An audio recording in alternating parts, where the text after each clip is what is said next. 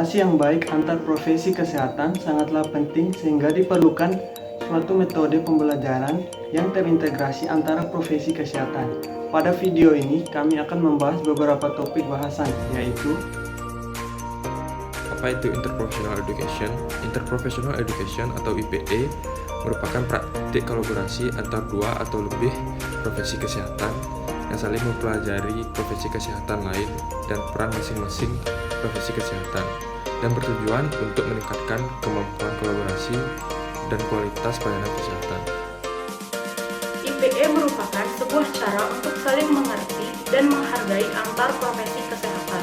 Dengan adanya interaksi antar profesi kesehatan yang berbeda dapat membentuk sebuah tim dan bekerja sama dalam mewujudkan pelayanan kesehatan yang optimal.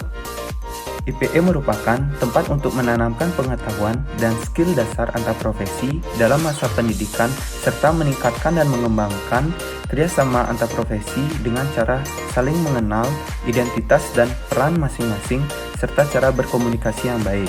IPE ini dibutuhkan untuk peningkatan pelayanan kesehatan dengan cara berkolaborasi antar profesi kesehatan.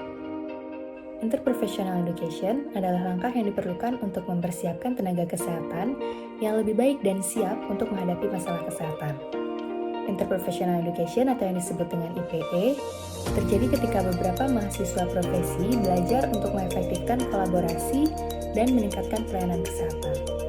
Di bidang kesehatan dilaksanakan karena bertujuan untuk mengutamakan keselamatan pasien dan peningkatan kualitas pelayanan kesehatan bersama profesi kesehatan yang lainnya.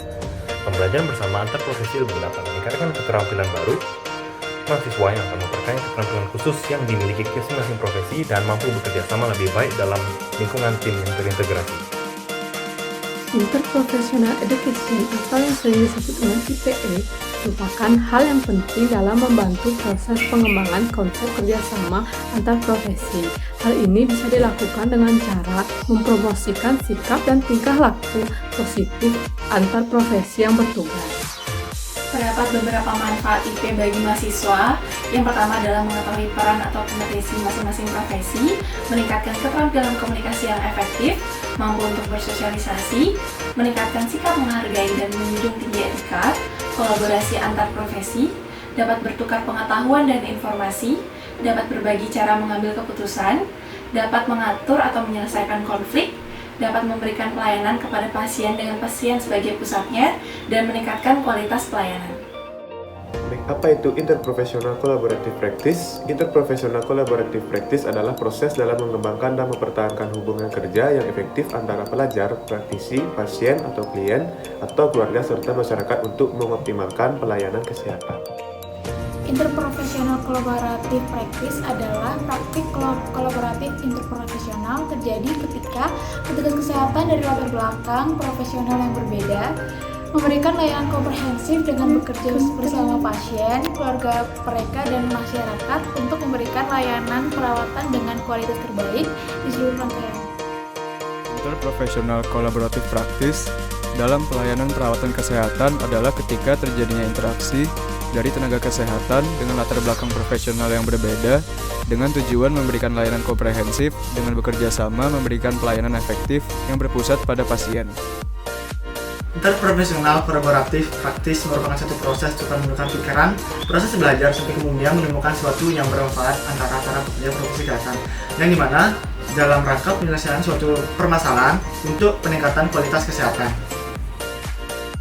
Bagaimana menjaga norma, etika, nilai dengan teman satu profesi, berbeda profesi, dengan pasien, keluarganya, dan masyarakat untuk mencapai tujuan yang diinginkan, yaitu dengan cara meningkatkan derajat kesehatannya.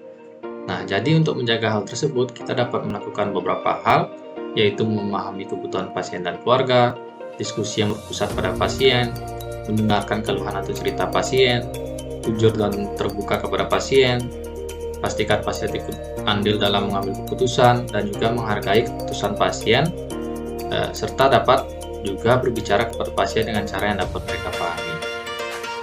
Kode etik memiliki hubungan yang kuat terkait dalam kepuasan standar pelayanan kesehatan. Ukuran kepuasan pemakai jasa pelayanan terbatas hanya pada penerapan kode etik serta standar pelayanan saja. Suatu pelayanan kesehatan disebut sebagai pelayanan yang bermutu apabila penerapan kode etik serta ukuran-ukuran pelayanan dapat memuaskan pasien. Dengan pendapat ini, maka penerapan kode etik secara standar pelayanan yang baik saja. Kunci utama dalam berkolaborasi yang baik adalah komunikasi. Komunikasi merupakan suatu proses pertukaran ide, perasaan, dan pikiran antara dua orang atau lebih yang bertujuan untuk terjadinya perubahan sikap dan tingkah laku.